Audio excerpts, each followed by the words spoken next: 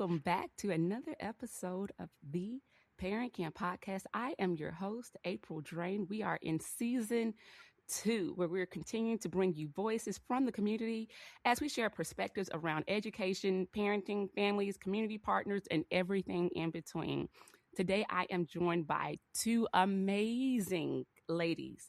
One you know and love. We call her the education side of the house, ParentCamp's own Vice President, Miss Laura Gilchrist. Laura, can you say hello to our listeners? Hello. I'm thrilled to be here and help hold space for Nicole to share her journey, her stories, and her beautiful heart. Awesome. And Laura's already started. So our guest today, Miss Nicole Draper, she is joining us out of Newark, Delaware. I was about to say Newark, New Jersey. Let me start over. Newark, wrong place. Delaware. I'm so sorry. But you may already recognize her voice literally as she just jumped in, because she is a full-time voice actor for brands that we know, such as Nike and Google. Along with her husband, she runs the Voice Over Couple, which is a minority-owned media production company. She is a former educator and a professor, a dedicated advocate and a mother navigating the beautiful, beautiful, complex world of being a neurodivergent family. Today, she's here to talk to us about her journey and what she believes when it comes to parenting and healing. Today, our episode is Regulate Yourself, Finding Your Voice While Parenting Through the Noise. Miss Nicole, can you please say hello? Good morning. Okay. Good morning. It's your girl, Nikki in the morning, bringing you this hot, beautiful Sunday morning. That's all I got. I forgot the rest. Oh, no, that's perfectly fine. Listen, listeners, this conversation is probably going to feel like 3 girlfriends sitting around the table. So we hope that you enjoyed this conversation. But Nicole, we just want to start off so many different angles that we can take this conversation. But we definitely want to start off with just a little bit about yourself. Tell us a little bit about the education side, because, again, you are a very professional voice, not only for Nike and Google, but you also use your voice for our kids. Talk to us a little bit about the education side. I know you did some work at Harcum College in Bryn Mawr, Pennsylvania. Okay. All right. Talk to us a little bit more about your education background and how that helped you when it comes to being an advocate or activist for children and children's voices. Okay. Thank you for asking me that question. I love that question. I've taught elementary school, middle school, and higher education. I'll say this. I spent years teaching the theory of education, but becoming a mother of 2 neurodivergent sons, I had to turn that theory into application, into activism. Talk about it. It's one thing to teach it, but it's another thing to actually live it, right? And I feel that pressure as a mother, because I'm a mother first. I'm a wife first. I'm a mother first. Forget the pieces of paper, forget the degrees, forget the classes and courses I've taught. It really is just, how do I figure this out? I'm in the trenches with you. Yeah. Oh, okay. So with that, though, you decided to not only continue to use your voice as an educator. How did this voiceover opportunity come? What did that look like? Because you went from education and, like you said, not just theory, but actually putting it into action with your children. So how does that look when you talk about being a voice actor and an advocate? Do those 2 tie in any kind of way? Yeah. You know, I use my voice to sell products, right? Gotcha. To teach, to, we do educational stuff. We do corporate explainers, narrations, things like that. I use my voice to sell all these things, but I've realized that my true calling is to be a voice for people who feel silenced or people that feel like they've been overlooked. Yeah. And that's what I mean by the least of these in our systems and our schools. Okay. I'm just kind of going down the list because her background, her bio reads so beautifully. It's so many different things. I mean, it's so many different fun facts. You were, what was it, Miss Juneteenth 2009? Yes, I was. I was Miss Juneteenth 2009. And then junior etiquette or something. It's like, wait, okay, how does this all tie in together? Listen, It's so crazy because I will tell you, first of all, I love telling stories. So stop me if, we got to keep it going. However, experiences that I've had with other people, it's been amazing. But one of my favorite things that I have done is I worked at a convent with the sisters. Okay. Say more. We're in it now. Talk more. Say more. Yes. Listen, so I was a portress, which is basically like a secretary, and I answered the phones for the sisters and had to connect them to certain people. So the fact that I got to do that and they came and talked to me, I've heard stories about how they serve people. I mean, I saw service in action. Okay. Miss Juneteenth, Miss Junior Etiquette, but also worked at a convent. Okay, and then it's random.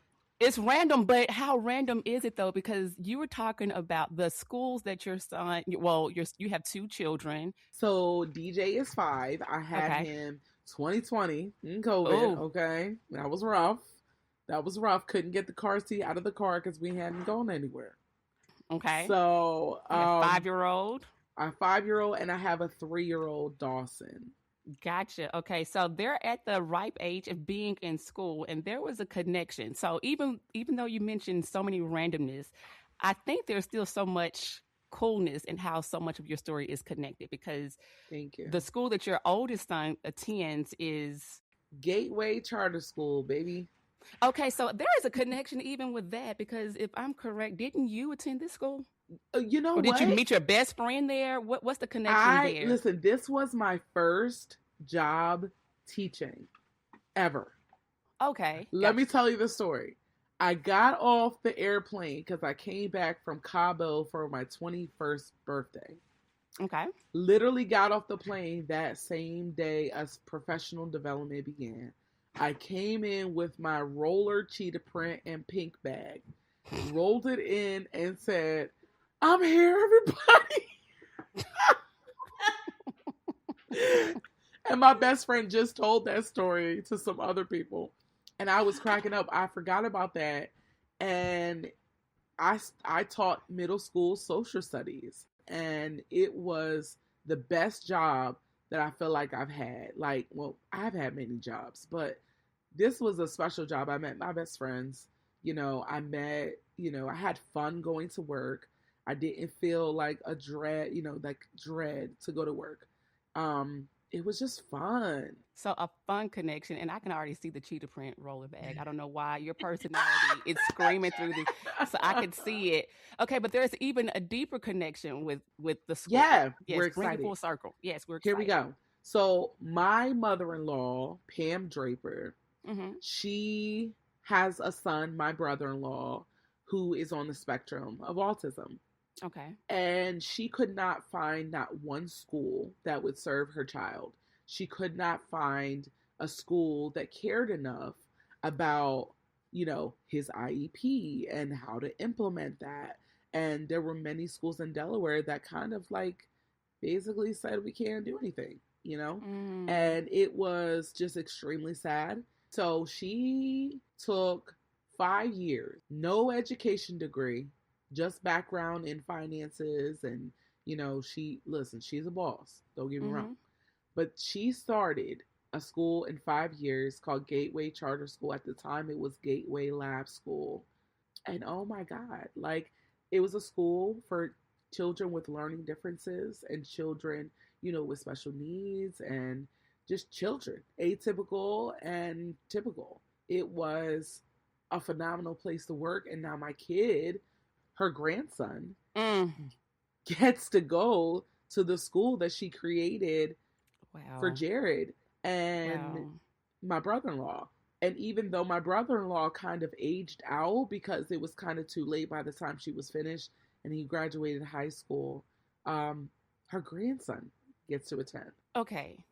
I'm all about connecting dots. Sometimes I connect dots that's not even on the same page, but these dots are just so obvious.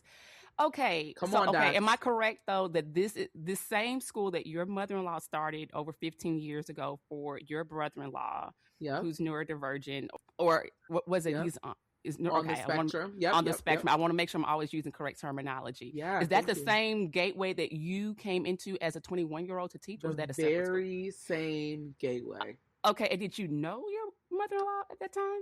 So I knew her. Me and Dominic were dating, but she was not working there at the time. Somebody else, the administration, somebody else was there. She didn't make the decision to hire me. Okay, so these are the things that I always love, especially for our listeners, when we think so many things are happening that are so random. I don't know how this will make sense. Okay. So crazy. How crazy but amazing is it for full circle. You to walk into full circle, literally, and your son is now attending the same school that his grandmother started over 15 years ago for his uncle. He gets to now attend. He absolutely loves it. Every day. Like, he cries when he can't go to school. Like, what kid, when he can't do homework? He wants to do homework. Oh, wow. That's okay. That was just, again, so many cool pieces and parts of your bio that it was like, rather than read it, we can kind of hit them throughout the conversation. But I think that's so amazing. Then there's the ParentCamp connection because, okay, Laura, this is where I need your help. You met Nicole through ParentCamp, correct? We locked eyes and we met. That is correct. Yes. So I feel very blessed that Gateway is a ParentCamp school. And then I will never forget when we walked through the doors for the training day.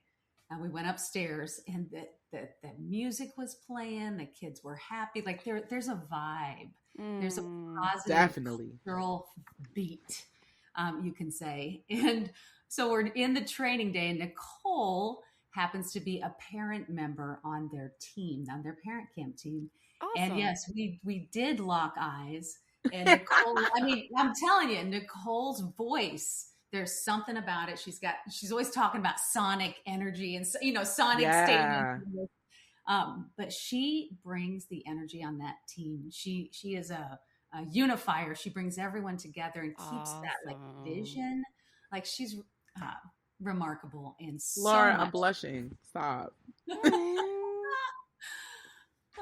Yeah, and I've heard the story of her and her, her mother-in-law Pam Draper and her kids, and the team is just into it. The first ParentCamp was amazing, and I will tell you, Nicole facilitated a circle in the first ParentCamp, and it was on mental health, which is kind of where we're leading to in this podcast. Yeah. You're regulating yourself. So I'm curious, Nicole, what were your takeaways from the circles with everyone talking about mental health? Yeah. It was a powerful time. We opened up by just silence. And that's the thing I love about ParentCamp. It's like, you come in as a parent. I wasn't there as anything else but a parent. And with other parents and other caregivers, I just thought that it was phenomenal. We sat down, we meditated. I said, listen, guys, I had a rough morning the other day, and this is what I did. And I pulled out my phone and used, my Google Gym and said, lead us through a breathing exercise. Oh, wow. It was the same one I had did that morning that DJ was tripping. and Dawson. It was both of them. And I remember I pulled up to their school and I said, listen, guys, before we get out this car, we're going to have a good day. Okay? There you go. So, so we breathed. And so that's what we did in the session. We breathed. I opened up the floor. What are our burdens? Like, how are we feeling right now?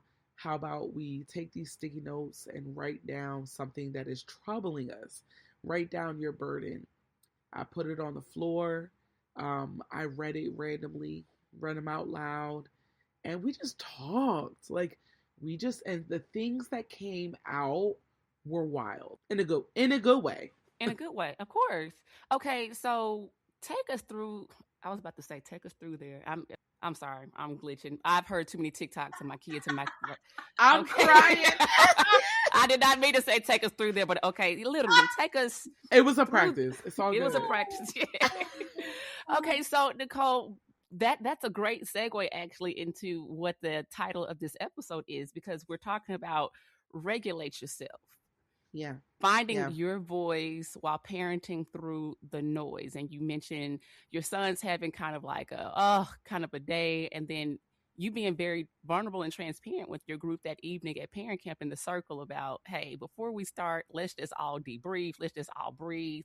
So I'm certain that you've found some techniques or some things that you've learned along the way that can help parents, all kind of parents, regardless of your child. Because listen, kids will be kids, people will be people, and we still need to find ways to regulate ourselves. People be peopling. People, ooh, okay, people be peopling. So help us, give us some tips of things that you've learned that our listeners can probably take away from this conversation. However you want to just take it, I'll just let you. Yeah. So I'll just start with my son's very first IEP meeting.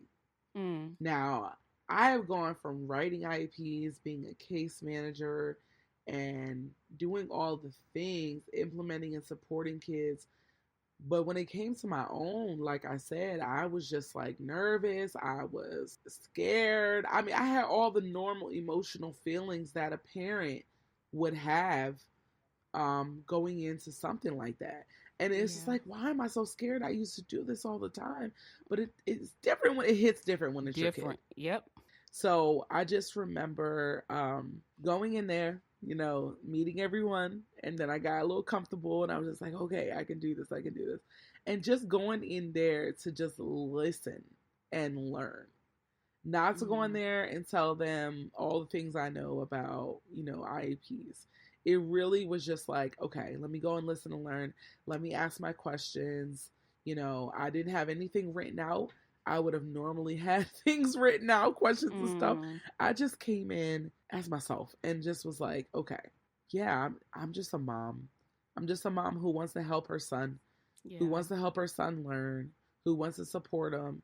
And I just remember that being a very powerful moment in my life. My son's first IEP meeting. And I'm like, wow, I can feel for people that are coming in and having no idea. Yeah. But I knew that I cannot advocate for my son at this meeting if I don't have my own nervous system regulated first. Okay. Talk to us more about that. Because I'm like, there is a remedy. And you've mentioned something about the Alvin Day. Is it an Alvin Day moment? Day quote? Yeah, for sure. It was like, okay, Nicole, breathe. Think good intentions. Think, everyone at this table wants to help my son. Nobody's out to get me. Nobody's out to get my son. I had to rehearse those things in my mind so that I could regulate myself. And so Alvin Day, he is a life coach and a instructional coach. And, he says, information means nothing, but application means everything. Say more. The real work is in the application. We can know what we know. Yeah. You can have the degrees, you can have the background knowledge, you can have the, all that, but it's like, okay, we're in it now. Let's apply what we learned. So I want to talk how we can apply that. So if I was sitting in that IEP meeting and I was like, okay, number one, pause. I'm going to acknowledge the noise. It's here. Anything. I mean, even if you're dealing with your kids, let's use that. Okay. Every day, your kids come home from school. They're wound up or maybe they're tired. Either way. But they're whining, they're fussing. Okay, this is my experience. I can only speak about, but I'm pretty sure it's common. You pause, right? Acknowledge that it's happening, internal and externally. 2, you apply. You use one self-regulation tool. Mine is breathing. Okay. It can be something that you say to yourself. It could be, not today, Satan. It could be anything, I'm not going to freak out. Or you could just take a physical step back and say, I need a minute, and lock yourself in that bathroom for a good 3 to 5 minutes. And when you're reset, you can go out and you can handle it. And then number 3 would be your voice. I remember Doreen Rathmel. She was my, that's another connection. She was my student teacher and she works at Gateway. She's still there. She taught me how to speak to children. She has the most calm voice. She has the most calm spirit. Like, it was just calm, but it was firm and it was friendly and the kids loved her. She was kind and she taught me a lot. So speak from a place of calm advocacy. You're there to help your child. You're not against them, right? Not the reactive noise. So pause, apply, voice. Pause, apply, voice. That's what I need people to walk away with, because it's so important to make sure that you're regulating yourself before you can address the issue. I'm channeling this piece of like, what frame are you coming from? Like almost like an Instagram filter. If you come from the reactive filter and you're not thinking, you might come out with anger or speaking fast or, blah, blah, blah, blah. I've got to go do this and I've got to go do that. And if we stop and reframe into, slower and like, okay, things are good. People are here to help me. This is not against me. Then we show up differently, don't we? Yeah. You got to make sure the environment is safe before anybody can receive anything of what you're saying or doing. I think it's important to make sure that, okay, now we're safe. Now we can talk about it. But if we're not safe and we're screaming and we're crying, we can't get anywhere on both ends. And I've been there. I have been there. I have lost my cool as a parent, as a wife, as a business owner. I mean, you name it. It's like there are moments where I'm like freaking out because I struggle with anxiety. I struggle with depression. I struggle. And mental health for myself is wild. Like, it takes practice. Self-regulation is a practice. It's not a perfect science. It's all an inside game, isn't it? And I know for me, the voice in my head, I have also struggled with that because it's a pretty negative voice. We have the voices that we grew up with. That's what got imprinted in our brain. When you're through about age 7, you have different brain waves and you soak up everything, and that becomes your template. And so it's not a surprise when we get older and we have kids that we use that same template that we had growing up. So if we're not around other people that parent, we're not talking about it, we're going to do the same things. And I love how you're bringing this out into the awareness, because it really is important how we show up, the frame we're in. That part. So let me talk about that for a little bit, April, if you don't mind. Yeah, I'm loving it. Go for it. So I may have accomplished all these things and achievements or whatever, right? But I'm a person at the end of the day, and I go through the same stuff. I have not arrived. I have not arrived as a wife, a mother, business owner, or whatever. I have to work every day for joy. Every day. I am a person who feels unstable from day to day. And I really have to know and acknowledge that about myself. That my emotions can be all over the place sometimes. So I have people around me to help rein that in. And look at the perspective of, look, you don't have to be perfect. Just keep trying. Just keep applying. No, I like it, because I was actually going to ask you, in the midst of the noise, because we all live in such a noisy world. I mean, you wake up to an alarm from your phone. You wake up to Alexa telling you what time it is and what the temperature is outside. You have kids running through. You get in your car, the radio's on. I mean, everywhere we go, there is noise. Noise is everywhere. So what have you found to be an anchor? And I think you were already starting to hit on that when you mentioned you having a circle of people who help ground you, but is there more that you would like to add to that? Like what helps center you, anchor you in the midst of all the instability and all of the noise? That's such a great question. Yeah. If you don't mind elaborating. Self-care is taking care of yourself. There is a reason why when you get on the flight and they say, put your oxygen mask on first before you put your child's oxygen mask on. You know why? Because if you don't do it, can you help if you're dead? That's real. Can you serve your child if you can't breathe? So that that really hit for me. I have a wall in my room of goals and gratitude. And what I do is every time I have a thought, I think about something like, the pink, I'm color coded. I'm a little extra. That's But good. I love it. I mean, you had Cheetah coming into Gateway. So I sure did. So I can see it. So the bright pink is like just business truths, or you as a person, like stay low. I don't got my glasses on. I'm reading my wall now. I'm in my room. Stay gracious. Behave. Be intentional. Be kind.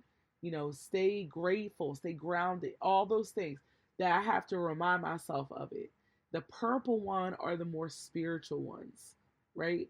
Scriptures and things like that. The orange ones are the more practical ones. Like, I want to treat my dog well. I want to stay on top of my appointments. So it's encouragement to me. Stay on top of your meds.